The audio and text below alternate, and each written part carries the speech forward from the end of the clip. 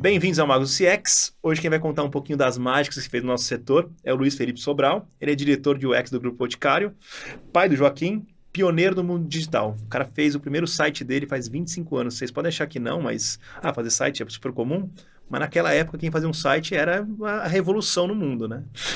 Luiz, obrigado por ter aceito o convite, cara, e por estar aqui. Queria que você começasse contando, assim, brevemente sua história, né? Desde a época de quando você começou a estudar e tal, até hoje, assim, mas só os highlights, depois a gente aprofunda um pouquinho. Joia, tá bom. Primeiramente, obrigado, Matheus, pelo convite. Estou muito honrado de estar aqui com vocês. E obrigado pelo pioneiro também ali, mas Não, muito. já tinha muita gente que fazia e fazia muito melhor antes, né? Mas enfim, eu comecei a fazer site em 98 para apresentar trabalho do colégio. Então, ao invés de fazer um PowerPoint ou uma transparência, que acho que a turma de hoje mal conhece, eu fazia site para apresentar. E a gente levava todo mundo para o laboratório de informática, porque obviamente não tinha Wi-Fi na época, ou conexão dentro da sala. Era muito legal. Você já criava uma experiência, porque ia até o laboratório já era diferente. Legal. É isso aí. Mas muito bem, sobre minha carreira, né, eu decidi ser publicitário depois de passar 3 anos ali da parte do colégio, mexendo bastante com a parte de visual de muita coisa, né? De apresentações, e era uma coisa que me agradava muito na época. E aí eu decidi fazer publicidade. E aí eu fiz uma faculdade de publicidade e logo entrei num estágio. E ali tive uma super base de CRM, database marketing, pesquisa de mercado, que eu carrego comigo até hoje por conta dessa minha responsabilidade com o UX, né? Dali eu saí, eu tive até uma agência muito breve ali com 2 amigos meus de colégio, que também faziam a mesma coisa que eu, enfim, acabaram indo para a mesma carreira. Aí ficamos uns 2 anos ali tentando empreender e tal, o que a gente se arrepende até hoje, né, de não ter continuado. De não ter continuado. Mas, enfim, aí a vida nos levou para caminhos diferentes ali, e acabamos até depois trabalhando junto por bastante tempo. Legal. Numa das minhas passagens profissionais, enfim. E aí fui cuidar, depois de lá por 2008 e tal, de produtos digitais, numa época que pouca empresa estava estruturada, né, para atuar na frente de produtos digitais. Então, dali comecei a desenvolver os primeiros e-commerces de seguro do país, toquei projetos de aplicativo para BlackBerry. A pessoa também não sabe o que é. Windows Phone, enfim. Eu tinha os Windows Phone da Nokia, eu adorava. Eram maravilhosos, né? Uma interface era muito legal mesmo. E enfim, dali seguia a minha carreira, e hoje estou como responsável pelo time de UX no Grupo Boticário, né? Montamos o time ali há 4 anos, né? Começamos a montar há 4 anos. Montamos do zero o time, que não tinha esse escopo ainda dentro da empresa, enfim. Estamos investindo cada vez mais nesse tema, né? Hoje estamos com um time bem grande por lá, enfim, cuidando bem da experiência digital e algumas questões também que transcendem até o digital, né? Quando você está falando da experiência em loja, né? Você está falando de modelos digitais, né? Que aí você precisa cuidar da pessoa no ponto de venda, né? Que está ali interagindo com um produto digital, mas ao mesmo tempo está querendo comprar um produto, está querendo ser bem atendido, enfim. Então está sendo bem legal, bem desafiador, enfim. Então minha carreira está passando por aí. Legal. Cara, é um pouco incomum, posso estar errado, tá? Mas vou fazer vou assumir algumas coisas aqui. Você é um cara que foi para o marketing, que em teoria é uma área um pouco mais aberta, não tão técnica. Daí fez um V na carreira, né? Então você volta aqui, começa a se aprofundar no UX e gostar muito disso, de interface, de como fazer, de como prototipar. E depois que você volta aqui para gestão, que também é uma área, de novo, mais aberta, né? Como é que... É incomum, porque geralmente o pessoal começa como técnico e cresce para gestão. Você se encantou pela parte do UX? Qual era o elemento que você gostava mais? É a estruturação? É pesquisar, entender o comportamento do usuário? O que você... nesse começo? Bom, se a gente for olhar na perspectiva do duplo diamante, eu não consigo dizer qual parte eu gosto mais. Tá bom. Né? Então, mas eu gosto muito do duplo diamante, né? Então é isso, né? Você quiser explicar o duplo diamante? Eu gosto, né? Então a gente está falando de definição, né? De levantamento de requisitos e de definição subsequente ali, quando a gente fala de prototipação, etc. Né? Então toda a parte inicial ali de pesquisa, né? Quando a gente está falando do design thinking, tá, pessoal? Quando a gente está falando então, de toda a parte de levantamento de informações, né? Conversas com stakeholders, entendimento do usuário, né? E aí até o dado mais quantitativo possível, assim, de pesquisa, eu gosto de olhar para aquilo, entender, tomar decisões baseadas em dados, etc. Eu fiz isso muito lá no passado, mesmo não sendo UX, né? Eu estava lá cuidando de pesquisa de mercado, né? Pesquisa com empresas, com consumidores, enfim, e transportando isso para algo que ajudar alguém a tomar uma decisão, né? Tá. Então, isso sempre me encantou muito. E a parte de interface também, porque no fim do dia é o que mais se cruza ali depois com a publicidade, né? Uhum. Que é a minha formação, né? É o visual, a coisa que Que você a vai... parte visual, enfim, entregar um negócio encantador, tal, enfim. Então, tudo isso sempre me encantou muito. E acho que, naturalmente, eu caí para esse mundo aqui mais focado em design, né? Na minha passagem anterior ao Grupo Boticário, eu tinha uma responsabilidade um pouco mais ampla, né? Que era da concepção do produto digital. Ali Você era um PO? Não. Era como se fosse uma área de produto mesmo, né? Tá. Um product manager, por exemplo, né? Tá. E a gente cuidava da construção do produto digital, da zeladoria dele ali, né? Para garantir, por exemplo, que um autosserviço funcionasse lá, um portal do cliente, né? Onde você tinha lá toda a parte de consulta ao cartão de crédito, você conseguia abrir um sinistro, etc. Então, toda essa parte era de responsabilidade do time e também a parte de design, né? Então, era como se fosse... Hoje você tem as funções muito segregadas, né? Produto, engenharia e design, né? Que a gente chama aqui de tríade. Era tudo... Lá era junto. Lá era tudo muito junto e a pessoa de produto ali cuidava de design também do produto. Tá. Né? Usava terceiros ou mesmo o próprio time desenvolvia muita coisa, né?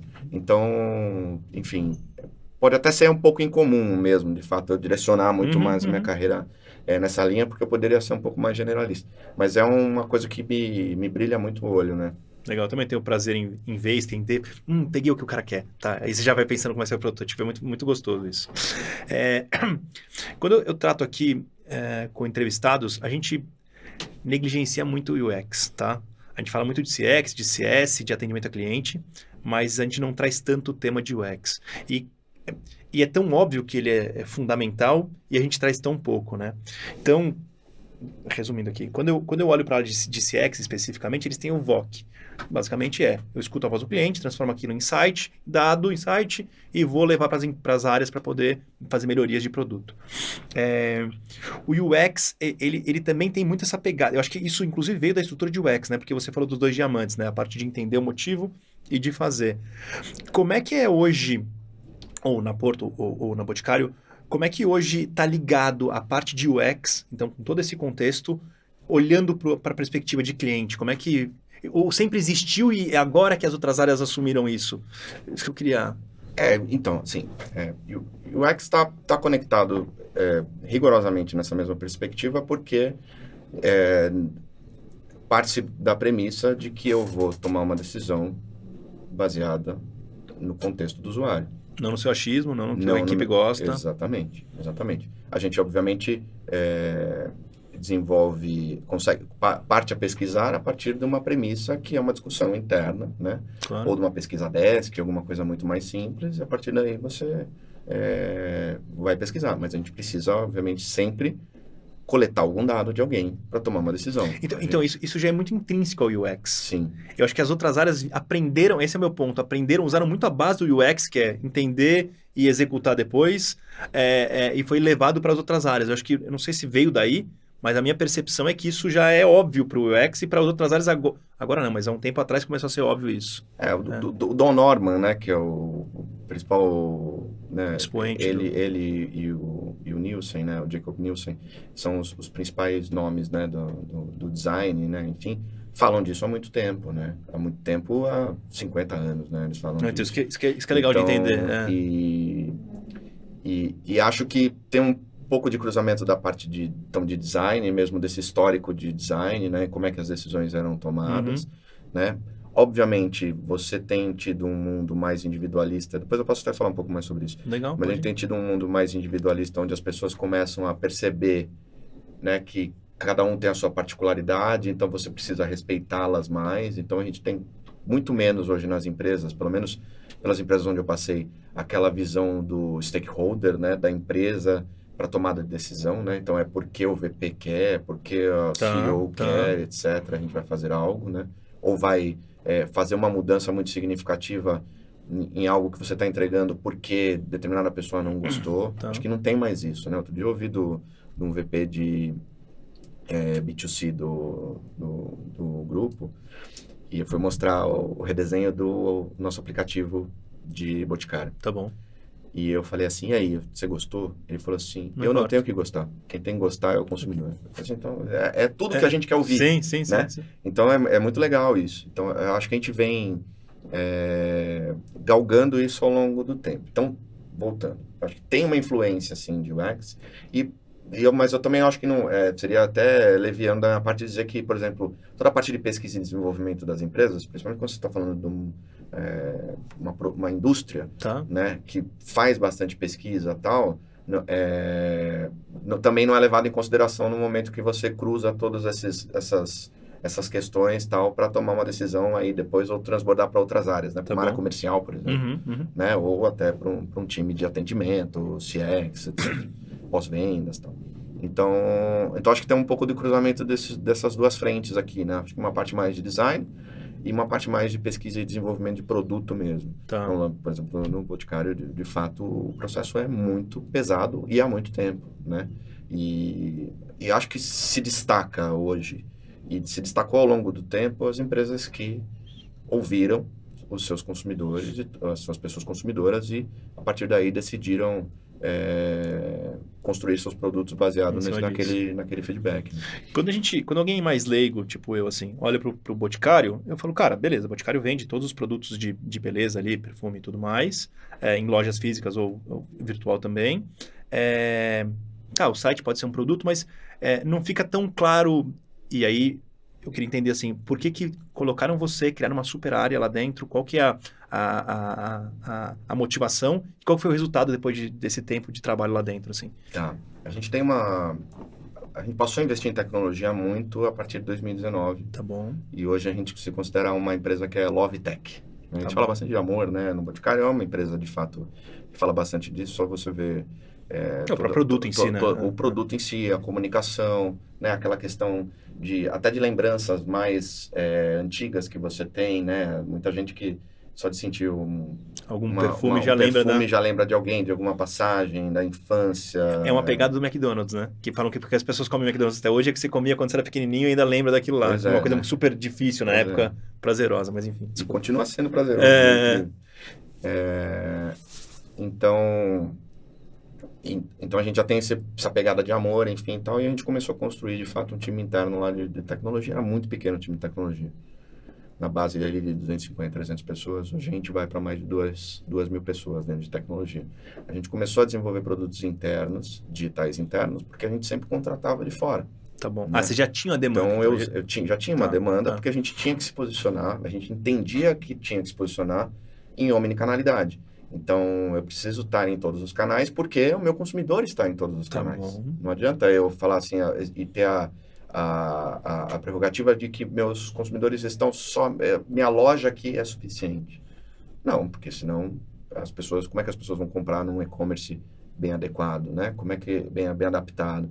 Como é que o nosso aplicativo está disponibilizado para as pessoas? Como é que é o meu sistema de loja para garantir que as pessoas sejam bem atendidas com mais agilidade lá na loja? Então, e tudo isso passa tanto pelo desenvolvimento do produto... Isso é integrado. E a parte de design, obviamente, está intrínseca. Tá bom. Né? Porque eu não consigo construir um produto adequado em termos de experiência, fluxo de navegação, etc. E uma tela agradável, por exemplo, que nem a gente está desenvolvendo agora, refazendo o nosso aplicativo, sem o time de design. Sim. Né? Então, a gente vem trabalhando fortemente nisso. E por quê? Né? Porque a gente entende que é importante, tira a fricção do processo, aumenta a recompra, né? Inclui outros assets digitais ali dentro, no meio do caminho das pessoas. A gente tem um processo muito forte de retirada em loja. A gente usa... Você compra no digital e retira no físico. Então, a gente usa a nossa capilaridade para garantir também esse processo de entrega. Depois de eu criar uns CDs gigantescos, eu pego minhas lojas que já estão lá, estoco um pouco mais elas e uso para fazer o delivery. Legal. Exatamente. E eu tenho também a parte de venda direta, que também é muito forte dentro do grupo Boticário, né? Ali, tanto para Boticário quanto Eudora. Então, ali eu preciso também garantir uma experiência adequada para as pessoas que revendem o nosso produto. Porque também existem várias opções no mercado e se eu não estiver atendendo, ela pode ir atrás de outro, né? Se eu não tiver uma boa experiência, um bom onboarding para elas, ferramentas que auxiliem o processo de venda delas, eu vou perder para o mercado. Tá. E como é que é uma empresa que o core dela não é a parte tech, como é que ela faz essa virada tão robusta? Cara, são 2.000 pessoas, é uma loucura. Tem um monte de software houses grandes que não tem 2.000 pessoas, assim. É maluco ter um negócio desse tamanho, assim, não no mau sentido, no bom sentido de ser tanta importância. Mas não tinha um skill dentro de casa. O skill lá era marketing, o skill lá era produto, o skill lá era outro, imagino, né? Como é que é essa aculturação dessa área que você viveu desde o começo? Como é que foi? Foi bem árduo o processo, assim, mas foi muito gostoso de fazer, de participar de tudo isso, né? Então, o nosso CIO é um cara de comunicação, agora ele é VP de Tech e gente. Tá bom. Né? A gente está nessa pegada Love Tech, inclusive, porque o VP de Tech é o mesmo VP de gente. Pessoas, tá. Né? Mas que é um cara incrível, que ele ouve muito, ele gosta de aprender muito e consegue extrair coisas da gente, assim, de um jeito muito maravilhoso. E a gente trouxe gente muito boa, né, de lá para cá, né? Hoje meu diretor executivo também, por exemplo, é uma pessoa de mercado super técnica, mas também super conectado com o negócio, então ele consegue fazer amarrações incríveis e tal. E a gente foi lá, usando dessa potência de negócio que os dois tinham, né? Porque, por exemplo, o nosso VP, ele era como se fosse um CEO de uma das nossas marcas. Tá bom. Ele atuava nessa... Ele era dono de uma BU. Ele era responsável por uma BU. Tá. E aí, então ele já tinha essa potência técnica e esse anseio, essa potência de negócio com anseio técnico. Então isso ajudou muito a gente ele já tinha toda a dor na cabeça dele. A conectar, isso. Tá. A conectar, e aí a gente... num modelo muito empreendedor lá, foi construindo as coisas internamente e convencendo aos poucos a empresa, né? Pra você ter ideia, o meu time, quando eu cheguei, não tinha nenhum designer. Eu cheguei e fui contratado para ser o head de um time. Não tinha, tá aqui o seu time. Um designer. E aí a gente foi contratou 15 pessoas no primeiro ano, virou para 30 no segundo. Meu pai. Virou para 60 no terceiro, 120, agora a gente tá com 200 pessoas. Meu em UX, a gente é um dos maiores times que existem, assim, hoje no mercado, assim, sei lá, top 10, top 20, talvez. Não, sem dúvida. Time próprio, né? Então, e é muito legal mesmo. E é um time muito bacana. Você comentou 2 pontos que eu acho interessantes, né? Você disse o seguinte, cara, essas 2 pessoas que encabeçaram o projeto tinham um viés muito de negócio, então sabiam das dores e tinham uma validade dentro do grupo, mas também tinham um anseio e queriam entender, e um já entendia bastante do técnico, então isso ajudou muito a dar o peso ali para a coisa acontecer.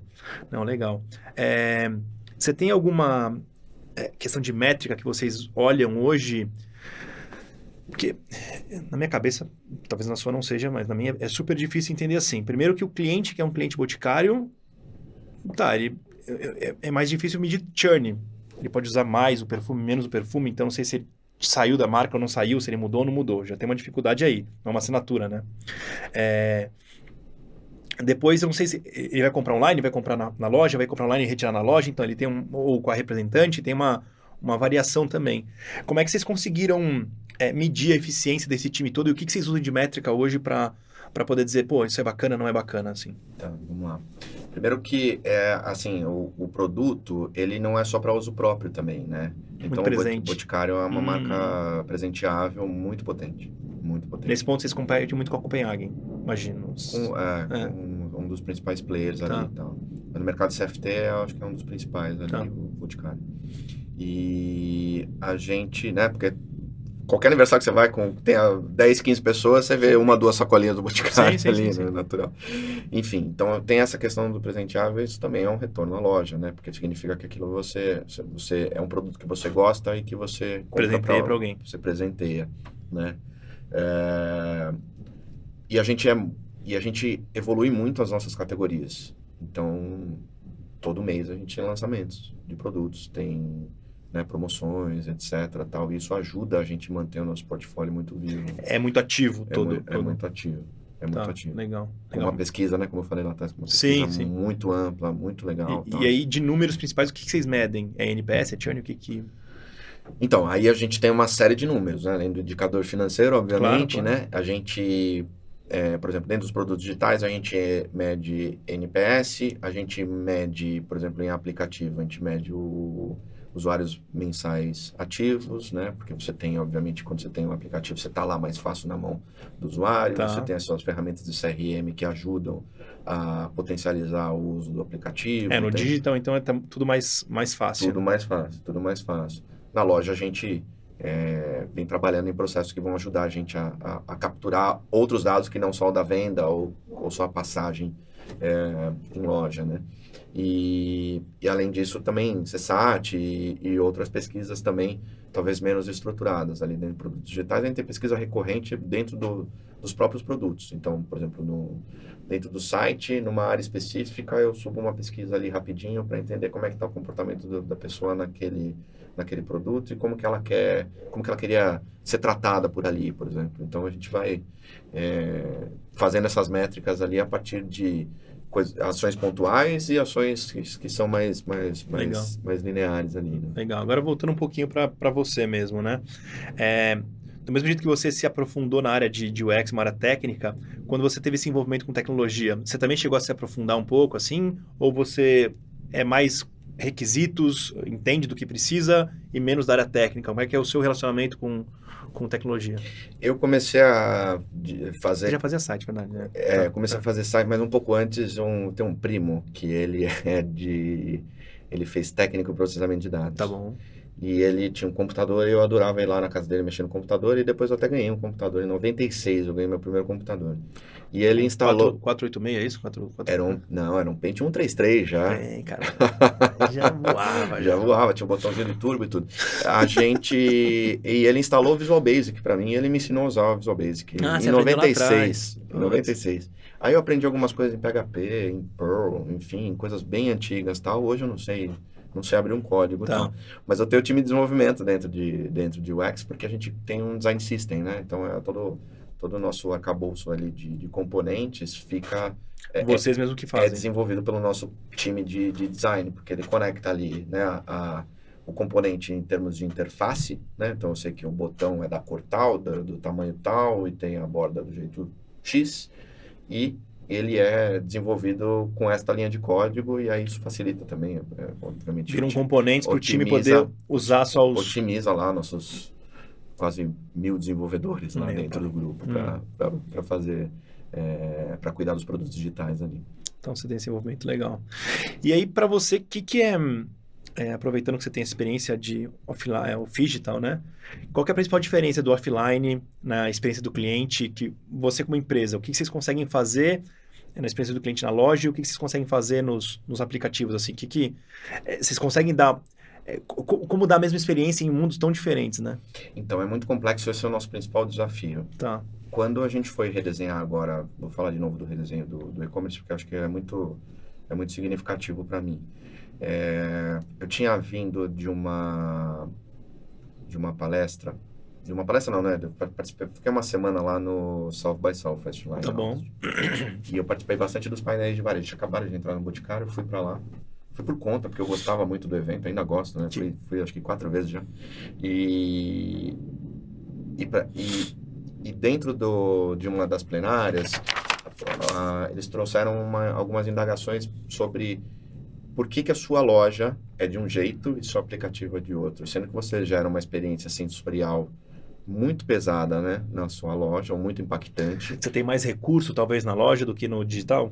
Você tem, mas muitas vezes você não transporta pequenos elementos, pelo menos, para criar a associação entre a loja e o mundo digital, né? Então, a gente está buscando agora isso. Então, tá para lançar, acho que a gente está em teste essa semana, vamos lançar Não, quando o episódio sair já vai ter lançado. Então. Na Beauty Week, agora, né? Que a gente chama de Beauty Week, inclusive por questões muito importantes para a gente por lá. E tá para ser lançado agora, então a gente vai trazer um pouco mais de elemento da loja, então você vai criar um pouco mais de conexão e tal, enfim. E isso ajuda a você criar uma uniformidade, dar fluidez na jornada aí, né? Legal.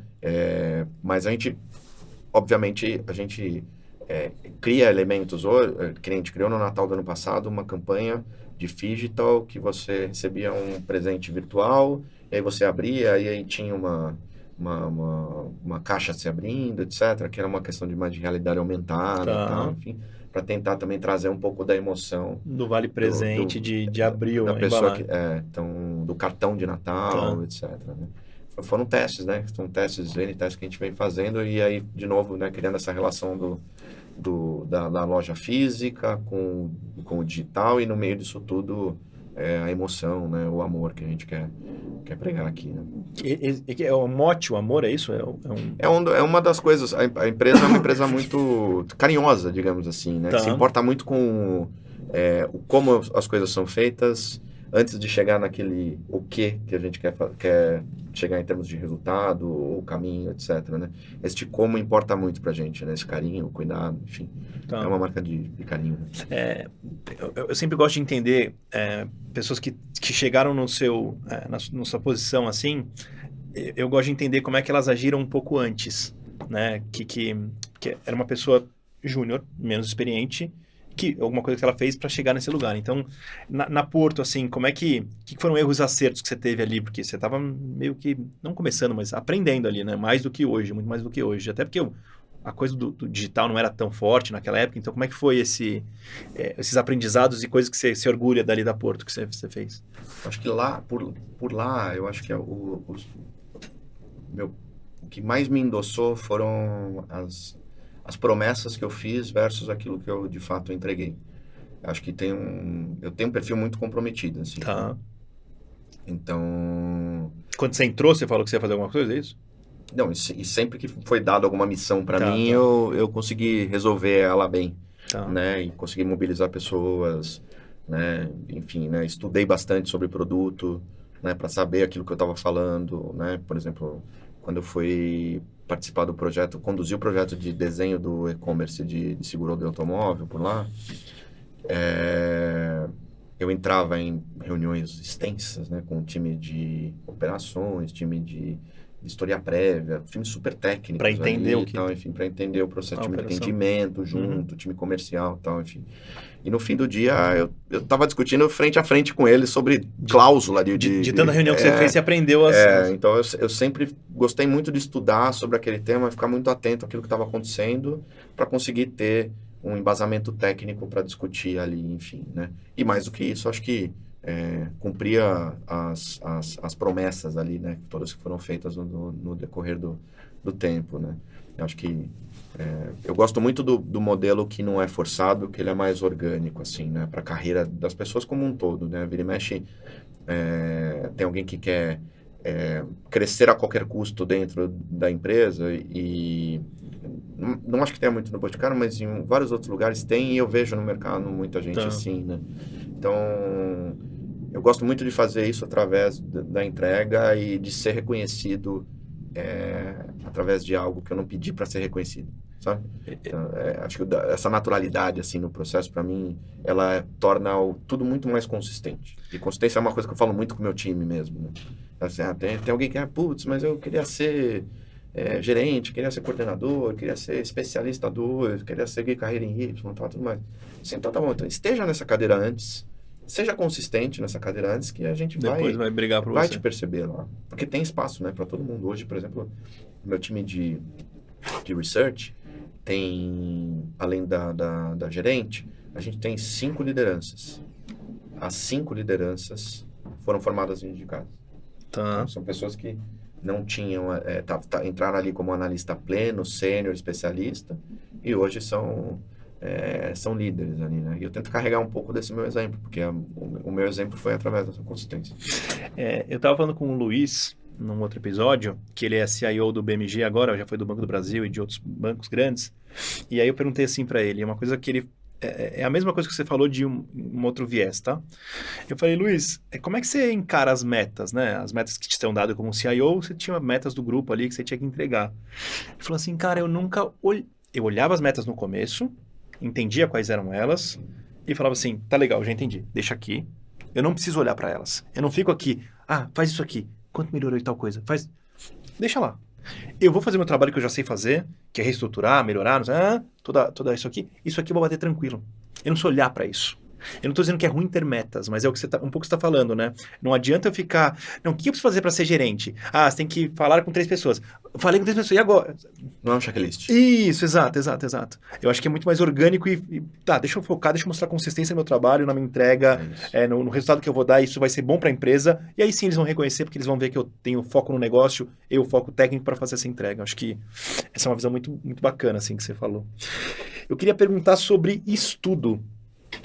Você falou um pouco antes da South by Southwest que você gosta muito de ir em um evento. Você falou também de estudos que você fez paralelo. Como é que você... você fez uma faculdade, como todo mundo, quase todo mundo, no começo da carreira. Mas o que você fez ao longo da sua carreira para te dando conhecimentos talvez específicos, assim, que você precisar em cada momento? Você teve algum... Eu tive, enfim, eu fiz, né, uma Ou boa... eventos, eu tive a oportunidade de fazer uma boa graduação. Tá bom. E eu tive a oportunidade depois, e eu esperei até um tempo adequado, que eu entendi que era um tempo de maturação, de ganhar cancha ali, para começar a fazer um MBA. Ou seja, não adianta você sair da faculdade e ser que nem um louco. Não Eu sou completamente contra isso, cada um tem a sua razão sim, ali sim. e tal, enfim, né? Tanto que tinha gente na minha sala no MBA que tinha acabado de sair da graduação, tinha 21 anos ali. Não vai aproveitar nada. Eu achei que... E sai do curso achando que o curso é pouco proveitoso. Então, assim, eu, de fato, vivi o curso.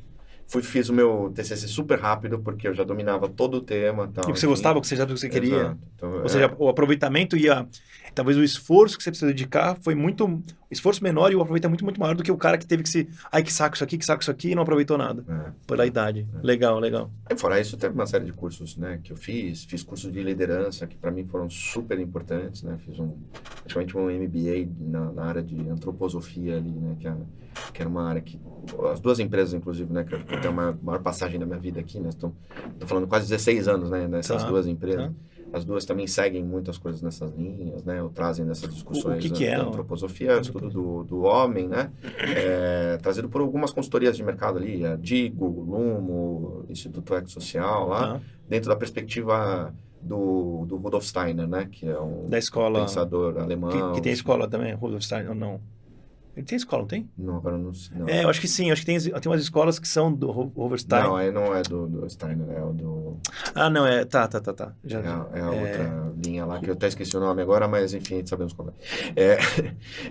Então, a antroposofia, ela...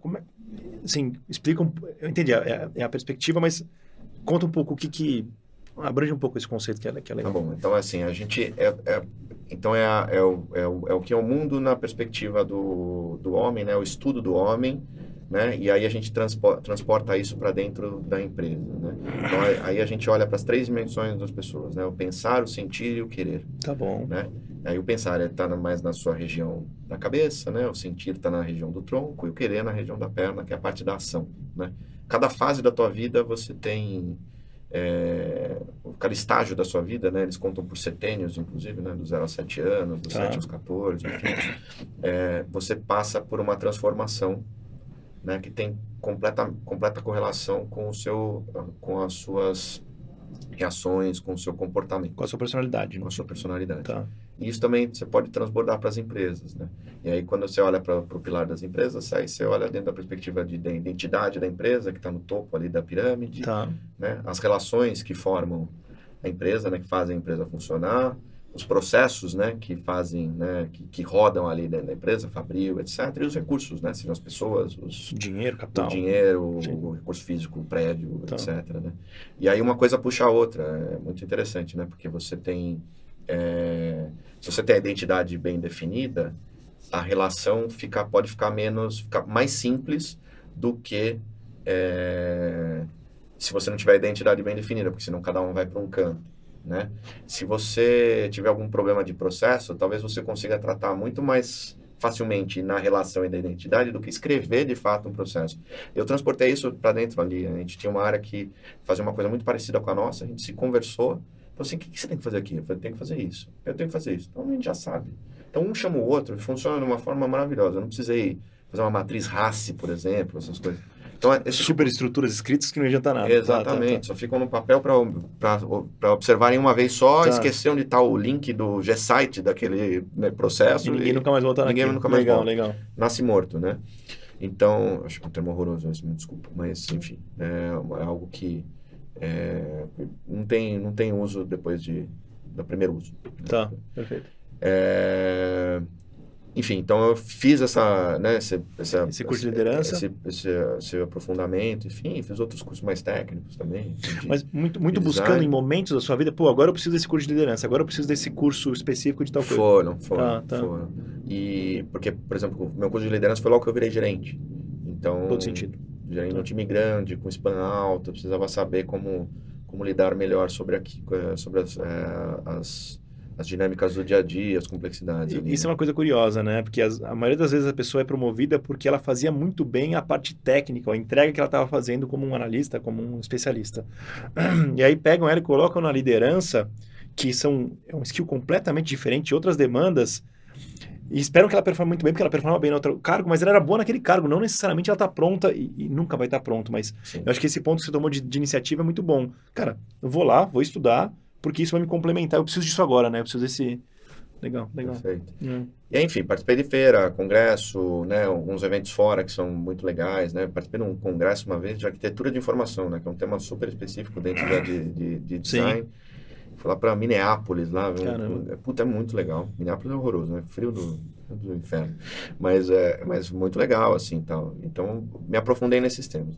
Só que eu acho que o que mais me traz bagagem tá em dois momentos. Primeiro, do fazer, de fato. Né? Porque quando você olha para o modelo de educação lá, o 70, 20, 10, o 70 é... Sim. Modelo de aprendizagem, né? 70% é mão na massa mesmo. Então, aprendi muita coisa com mão na massa, de fato. E o outro é usar muito a perspectiva complementar das pessoas que estavam do meu lado. Então, isso... Se aproveitar da visão dos outros, no bom sentido. Né? Isso, me ajudou bastante, assim, de ouvir mesmo as pessoas, né? Assim, putz, eu penso dessa forma sobre isso e tal. E aí, não precisando respeitar modelos hierárquicos, assim. Pode ser uma pessoa mais júnior ou estagiária do seu time e tá trazendo uma perspectiva para você e fala assim, putz, isso me gera aprendizado, né? Então, acho que isso é muito legal, porque no fim do dia a troca... E se você for de novo para o 70, 20, 10, é fazer, trocar com alguém e depois é 10% lá, é livro, palestra, estudo, etc. Né? Boa. Então, acho que minha base de formação foi muito calcada nisso. Tem um negócio legal que você falou. Tem um livro do Schopenhauer que é Como Ganhar Debates Sem Ter Razão. Que basicamente ele ensina várias técnicas de... 100 técnicas, né? Várias técnicas das... Ele tem um outro nome, não é técnico o nome, mas tudo bem. E daí uma delas é você vai entender onde eu quero chegar. É você atacar a pessoa. Então você fala uma afirmação para mim, eu viro para você e falo assim, mas você não é médico, você não pode estar errado. Ou, porque eu sou engenheiro, eu estou certo. E aí quando você fala, eu falo com as pessoas de qualquer nível, porque pouco importa de onde ela é, o que ela sabe, qual que é o background dela. Se ela falar uma coisa que é boa e ela pegou uma sacada que eu não percebi, que ótimo. É difícil a gente fazer isso, mas eu acho que tá criando um hábito maior da gente despersonificar quem fala e muito mais o conteúdo, né? Claro. Tem até aquele exemplo, acho que é bem conhecido, que era uma fábrica de pasta de dente e aí tinha muitas pastas que estavam passando na linha de montagem sem o tubo dentro. Era só a caixinha. E daí os caras contrataram uma baita empresa de engenharia absurda, fizeram uma balança que na passagem pegava o peso, não sei o que, e tinha um braço que batia para tirar as caixas que não funcionavam. E aumentaram lá de 60% de perda, reduziram para em 8%, sei lá quanto que era. Eles reduziram absurdo assim a perda, mas ainda tinha uns 8% de que passavam direto. E aí descobriram que num turno da noite, todos os lotes que eram feitos no turno da noite vinham 100% certinho, não tinha um problema. E os caras falaram, pô, o que tá acontecendo esse turno da noite? Eu acho que é o frio, sei lá, começaram a teorizar o motivo, né? E aí foram lá na fábrica ver o que estava acontecendo no turno da noite. O rapaz que operava a máquina, ele pegou a linha pneumática da fábrica, pegou um caninho e colocou na frente da caixa. Saía numa força suficiente para derrubar uma caixa vazia, mas não derrubava uma caixa cheia. Então, assim, investiram tempo, dinheiro e um monte de coisa, em vez de olhar o que estava acontecendo antes, foram descobrir isso depois, que o cara com um caninho saindo do ar que conseguiu resolver. Mas que não era nada engenheiro, né? Aí ficou... O cara pensou uma coisa óbvia.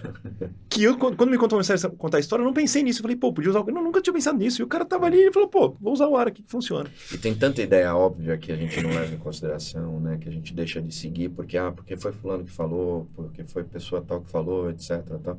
E é uma bobagem isso. É uma grande bobagem. A gente precisa fazer isso, acho que na vida inteira, até... Não vou entrar no tema, tá? Mas em política, em qualquer coisa. Cara, se a pessoa A falou e é uma coisa certa, eu posso odiar a pessoa A, mas tá certo. Não é porque ela falou que tá errado.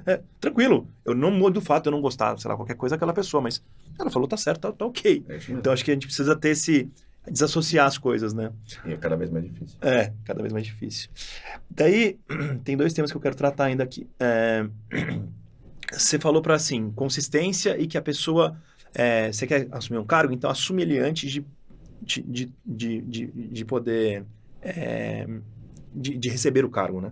Para ver se você vai ter consistência naquele cargo.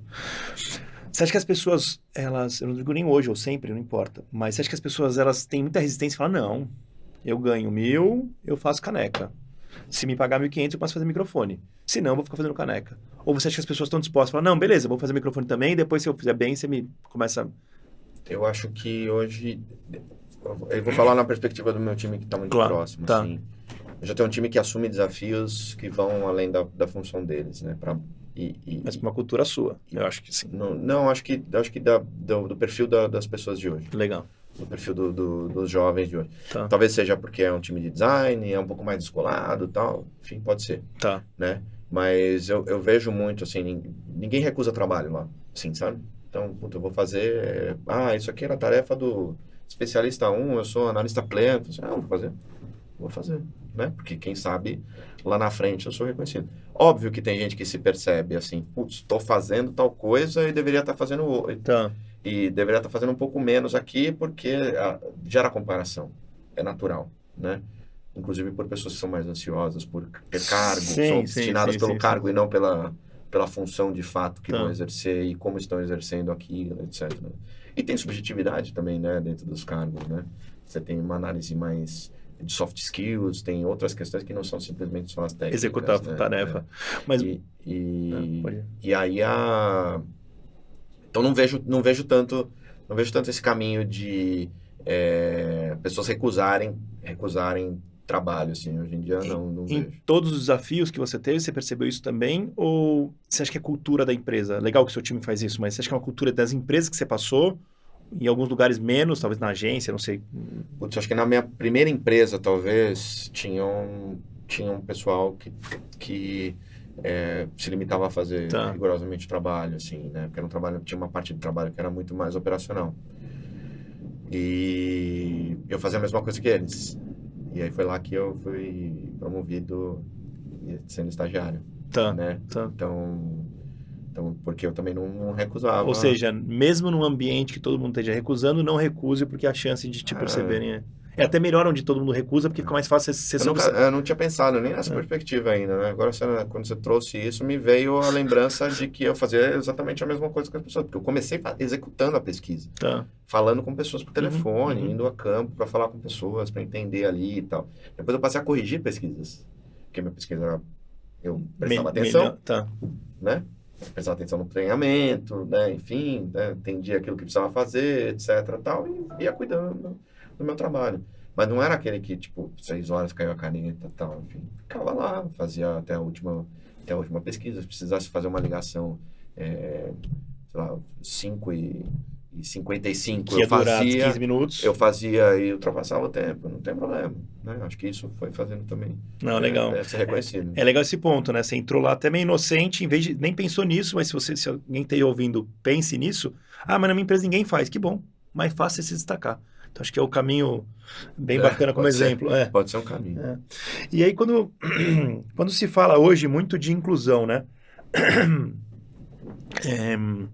Do ponto de vista de design, um design inclusivo, você teve que ter um aprendizado. Como é que é um design inclusivo? Como é que é uma técnica? O que é o design inclusivo, assim? Então, design inclusivo, a gente sempre falou muito de acessibilidade. Tá bom. Né?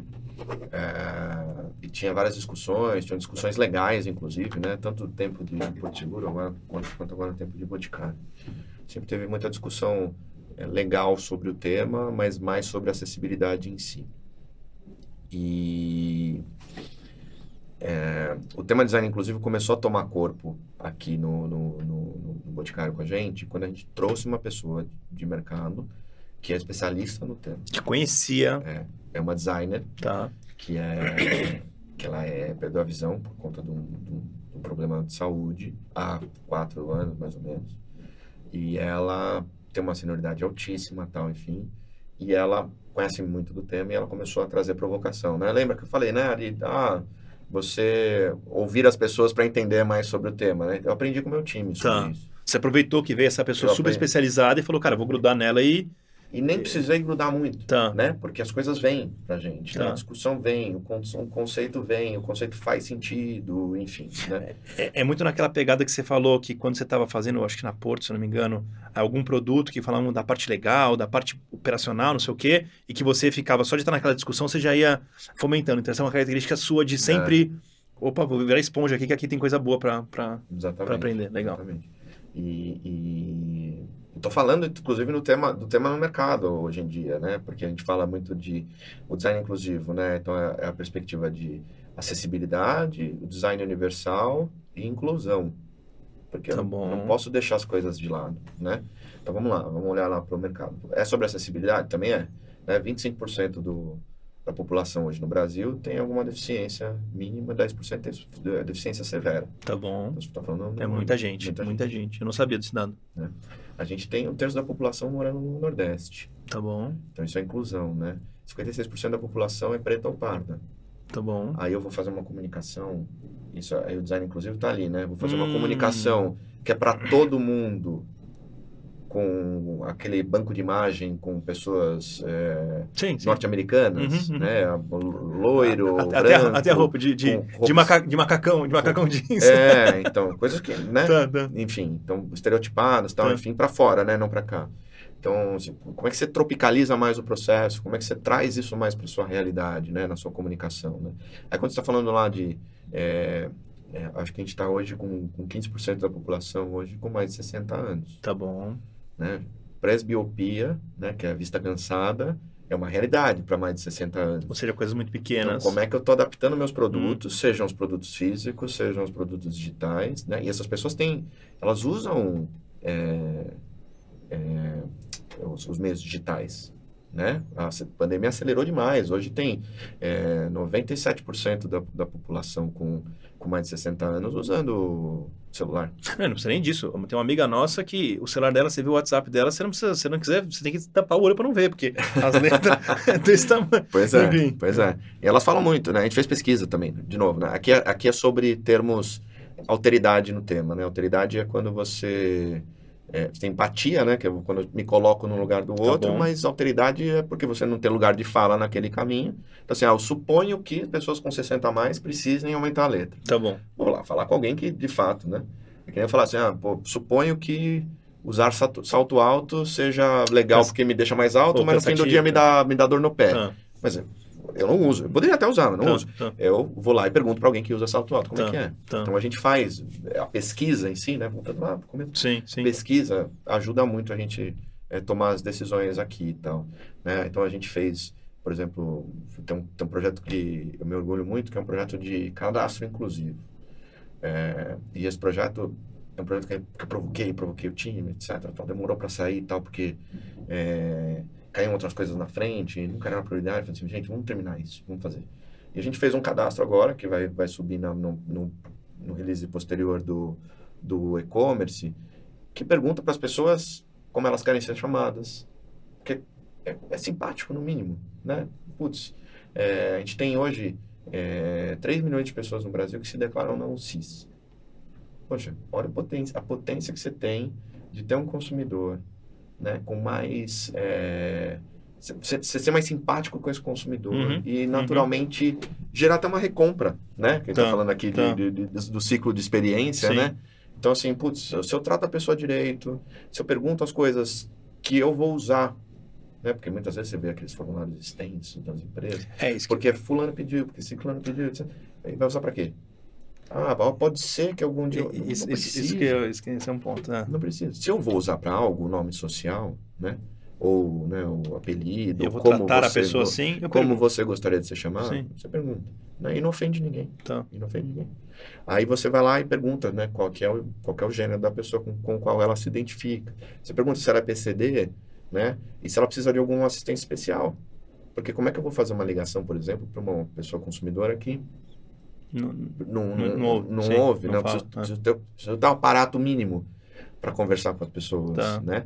Como é que eu mando as minhas comunicações que envolvem também pessoas cegas, né? Então, putz, meu e-mail, meu site precisam ter o out das imagens para garantir que os leitores estejam adaptados e uma série de elementos, né? Então, as pessoas sendo bem assistidas, sendo representadas, né? Pessoas, por exemplo, ter fluxos mais adequados, porque, né, você estava falando lá de 1/3 da população do Nordeste, cruzando com 60 a mais, etc. Tem mais de 30% da população do Nordeste com mais de 60 anos que não sabe ler. E tem potencial de compra do nosso produto também. Mesmo que não tivesse, né? Tem potencial de relação. Então, precisa tratar bem todo mundo, né? Então, acho que esse contexto a gente precisa cuidar bem. Duas perguntas provocativas que eu não quero... Eu não tenho uma opinião sobre o tema, tá? Primeira delas tá, eu tenho você tratou de algumas questões, tá? Eu vou colocar 4 grupos aqui, eu não sei se eu poderia fazer isso, mas só pra gente entender. Você falou muito de localização, de geografia, onde as pessoas moram. Você falou não sei, é só um exemplo, eu sei, mas de deficiências ali. Sim. Você falou de opções sexuais e você falou de etnia, né? E eu entendo que cada uma delas você faz no momento. Por exemplo, na hora da comunicação eu me preocupo com uma coisa ou com outra. Enfim, não é em todo lugar. Claro. Mas... E aí devem ter outros pontos aqui, outras pautas. Como não ir demais para um lado ou para outro e como também, às vezes, não começar... que eu posso dizer, ficar até confuso, porque tem tanto elemento para tanta coisa e não o principal. Sei lá, por exemplo, comunicação, canalidade. Eu preciso pensar no cara que é deficiente. É o principal, assim, de todos. A cor de pele dele, um pouco importa para os canais que eu preciso criar para que ele poder falar se o cara é surdo ou não. Como é que é esse... Difícil, né? Que o seu ambiente não parece uma árvore de Natal, né? Com um monte de coisa pendurada. Sim, né? sim, por isso você precisa de um time bom de design. Cara, para conseguir... Não, é um mundo... Para conseguir ter uma boa hierarquia de informação, uma boa... Né? Porque, por exemplo, parte de acessibilidade, ela está toda conectada com código. Então, eu preciso garantir que o código esteja bem feito. Tá. Né? Parte de comunicação, né? Preciso garantir que grupos sejam representados. Perfeito. Né? Então, pessoas menos estereotipadas, vários elementos, etc. Tal. A gente nunca vai atender todo mundo. Nunca. Não vai. Mas a gente precisa garantir que a gente não ofenda ninguém. Acho que esse é o principal ponto. É muito complexo. Eu não sei a principal resposta para isso. Assim, eu garanto que tem um time um time olhando para isso. Pensando em tudo. E a gente erra. Eu mesmo erro. Eu erro às vezes na fala, usar um termo errado. Outro dia eu usei um termo errado num offsite que a gente estava fazendo com todo o time. E o time me ajuda muito também. Eu tenho um time muito diverso. Tá. Porque também entregar esse design inclusivo passa pela construção do time também. Tá, sim. De novo, se você tá escutando pessoas, você tem que escutar pessoas que estão construindo. A pessoa que está construindo está conectada com o tema. Então, tem bastante gente preta e parda no time. A gente tem muita vaga afirmativa. Esse ano a gente fez 75% das nossas posições afirmativas. Desculpa, o que é afirmativo? Uma posição afirmativa é uma posição que é específica para uma pessoa. Tá. Né? Então, tem vaga afirmativa para mulheres, vaga afirmativa para PCDs, vaga afirmativa para pessoas pretas e pardas. Tá. Né? Ou não tem vaga afirmativa para branco, hétero, cis, né? Tá, obviamente, porque né, a gente tem a maioria no mercado, Sim. etc. Você vai olhar para empresas de tecnologia, você vai ver só Sim. homem branco, né? Tá. Enfim. E aí passa pela construção desse time. Então, a gente E quando você falou uma hoje... coisa errada, o que o time fez? Ele te ajudou ou Então, foi... não, eles são muito sutis mesmo. Eu recebi uma mensagem no meu WhatsApp dizendo assim, olha, você usou um termo, que é um termo que é isso, tá? Me explicou, que eu não sabia. Tá. Eu vou até usar o termo aqui. Tá. O termo é adar com pau. Tá bom. O adar com pau era... Que é dos... E eu não sabia, porque assim, eu sei vários termos, mas assim, esse eu não sabia, ou alguém falou em algum momento e passou batido, paciência. Tá. Mas eu não sabia, né? E aí eu falei o termo, falei, putz, a nossa área custa perfume, um perfume X ali, é dar com pau, né? Assim, né? Falei no palco ali e tal. E alguém jogou pra você. E alguém mandou uma mensagem pra mim, muito educada, dizendo assim, ó, não uso mais esse termo, por causa disso. Eu falei, ok, não uso mais. Né? Mas tem um ponto desses termos que as pessoas falam que é uma coisa, e aí quando você vai pesquisar, e não sei se é esse o caso, tá? Não sei de verdade, não sou um pesquisador entendido desse tema. Mas alguns que são outras coisas que as pessoas falam que era uma e não é. O meu único... Eu acho legal essa preocupação e fazer tudo isso, mas o meu único medo é a gente quase parar de se comunicar por medo de falar alguma coisa errada. Mas muito bacana o seu time falar, pô, ó, é isso, tal, explicar, em vez de ser que absurdo. Ou agredir, isso é muito importante também, né? Acho que a gente tem um time muito respeitoso mesmo, porque a gente dá espaço, né, para o time falar, enfim. Mas numa medida dessa, eu posso até ir pesquisar, mas se ofendeu alguém, eu não vou mais falar. Sim, ponto. sim. Eu acho que a gente tem a língua portuguesa ela é muito rica, muito diversa. Assim, os elementos são muito facilmente substituíveis, né? Eu falo na minha palestra lá do método de saudação, né? Eu começo a palestra sobre design inclusivo perguntando para as pessoas que dia que você parou de usar bem-vindo a, né? Não uma saudação, né? Bem-vindo o negocinho, ó, tá. E trocou por boas-vindas. E aí eu falo, por que esse dia é a partir de amanhã? Porque é natural, né? Você vai fazer uma saudação num e-mail, né? Bem-vindo ao meu produto, bem-vindo à minha empresa, tal, não sei o quê. Cara, você não sabe o que você está falando. Tem outras palavras mais fáceis de usar. Boas-vindas. Ponto. Sabe? Não Sim. tem gênero, resolve a vida, vai uma saudação, acho que até mais calorosa, né? Boas-vindas, né? Enfim, e é super simples. Então dá pra gente corrigir. Eu vou ficar contestando as pessoas também sobre isso, senão a gente começa a criar discussões, polarizações, etc. Acho ruim. Para mim é mais fácil. Beleza, vamos pro próximo, vamos ser prático aqui, né? Adapta o discurso e vai. Legal. Acho que isso é importante. Muito bom, cara. E de novo, assim, acho que as coisas são meio pêndulo, né? Uma época era muito para um lado, aí às vezes precisa ir para o outro lado, ou vai para o outro lado naturalmente, e depois ela começa a se concentrar também e vai se ajustando. Eu acho que a janela de Overton, como falam, né? Eu li um livro que eu recomendo sempre para todo mundo. Até hoje de manhã a gente estava falando com um time de liderança de tecnologia lá no grupo, sobre os nossos pilares de diversidade, né? Porque a gente leva isso muito a sério na empresa. E para as contratações, porque a gente vai crescer time ano que vem, etc. E eu passei lá o livro para a turma, leiam. Tem um livro chamado Inclusifique. Tá. É um livro muito legal, muito interessante. Ele fala sobre o viés que você tem que ter para gerar, precisa ser um inclusificador, né? Para ser uma pessoa que vai inclusificar naturalmente. Para o processo ficar natural, você precisa gerar um viés consciente, para depois virar um viés inconsciente. Existe um treino para você fazer, para você conseguir. É um treino. Não basta só você falar, você precisa fazer de forma extremamente intencional, senão você não consegue fazer isso. E isso ajuda, né? Então, vai ajudar muito, né, as pessoas, né, nessa trilha, né? Quanto mais consciente você for disso, isso vai tornar um processo talvez inconsciente com o passar do tempo e muito natural, mas que ainda está enraizado em alguma coisa, mas depois fica natural e aí independe. Aí você está contratando as pessoas talvez pelo skill técnico e não mais pelo skill técnico, né? Talvez está recebendo currículos de pessoas sem o nome, sem o endereço, né? Hoje, e tem uma coisa que para mim ficou muito natural, que eu nem lembrava mais que eu fazia, que eu vou conversar com as pessoas, eu não pergunto idade, não pergunto, né? Não sei a orientação sexual da pessoa, muitas vezes é gerado por aparência, etc. Tal, Sim, mas eu sim. não fico tirando Sim. conclusões a respeito e tal. Eu não sei onde mora. É, E ok. o onde mora eu não me preocupo nem se é um bairro mais nobre ou menos nobre. Mas às vezes onde mora, cara, você vai ter que atravessar 3 horas da cidade pra vir aqui. É desumano com você. É que o nosso caso é home É home office, né? então pra vocês não é tem melhor. problema. Aí justo. Não tem problema. Às vezes a gente acha até legal, né? Porque fala assim, não, essa pessoa aqui mora em São Luís do Maranhão. Fala, puta, que Sim. legal. É. Né? Tem uma pessoa de São Luís, né? Tinha 2 pessoas em Manaus do meu tipo. Fala, puta, é Isso maravilhoso. é legal, isso é legal. Eu trabalhei ainda com um cara, ele trabalha na empresa agora, que ele é de Marabá, no Pará. Daí a gente estava em janeiro. Ele, não, porque aqui no inverno. Eu falei, que inverno, filho? Ele falou, agora é inverno aqui. Eu falei, que inverno? Inverno, Equador pra cima, é inverno. Equador pra baixo, verão. Ele, não, aqui é assim, é inverno. Eu falei, mas o que é? Fica mais quente, mais frio? Ele falou, não. Chove. Chove, não chove. Ponto. Quente sempre. Eu falei, justo, legal, aprendi mais um. Mas é legal, o que você falou, é muito bacana. Assim, É isso. Então a gente tem...